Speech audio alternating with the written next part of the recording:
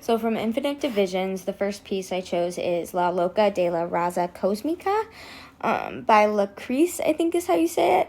And that's on page 84. And it starts off as, for as different as we all may seem, when intricacies are compared, we are all one and the same. And then how I interpreted it, at least, is that the author starts going through and listing, like, events in her life or, like, things that she's done. Some of them are big, some of them are really small and would seem insignificant. But I think what she's getting at is that all of these things are what make up our identity and what make up who we are. And they're things that can happen to anyone. You know, it doesn't matter where you're from, your national origin, your culture, at least a lot of these things.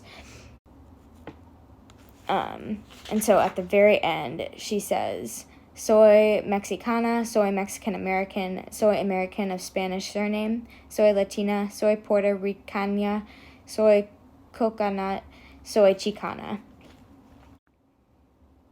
And so I think what she's saying, or really trying to, like, put emphasis on, is that she doesn't have to choose between being one of these things. Like, she is all of these. These are all equally parts of her identity.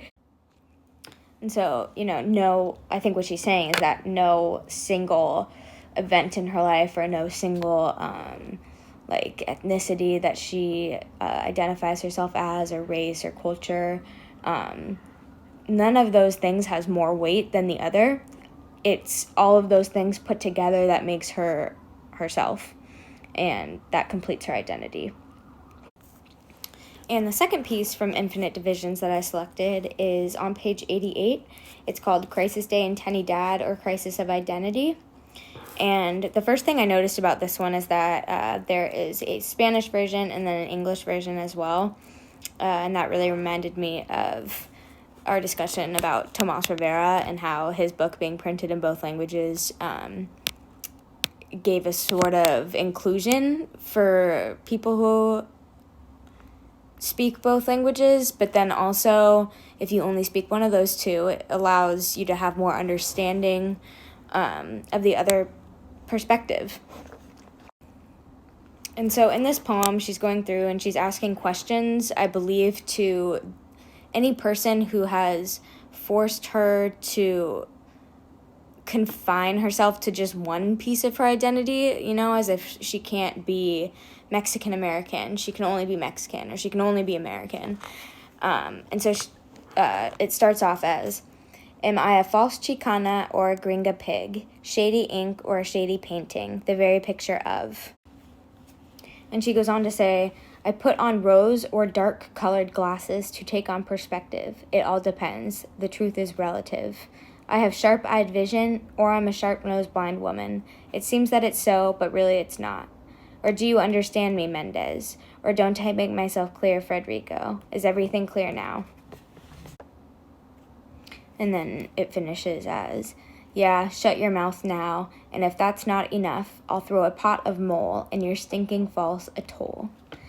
And so she says, I'll throw a pot of mole, which is spicy Mexican sauce, in your stinking false atoll. And atoll is a bland white porridge. And so I love the, like, vivid imagery that she provides there, and saying, like, I'm not just bland white porridge, I'm not just spicy Mexican sauce, I'm both. Like, and if I need to make myself clear, I'm gonna show you. And so I really like that. You know, she's really identifying that she's in this Nepantla, and she's in this in-between and feels forced to choose one part of her identity, but in reality, her identity is all of these things, and she's pissed, and she's saying, you know, stop making me choose one part. And going off of that, the subtitle of the poem is Ya no chingues, and that translates, as the book provides, to stop fucking with me, and stop fucking with my identity and who I am. And I really appreciated that. You know, it's kind of an angry poem, but rightfully so.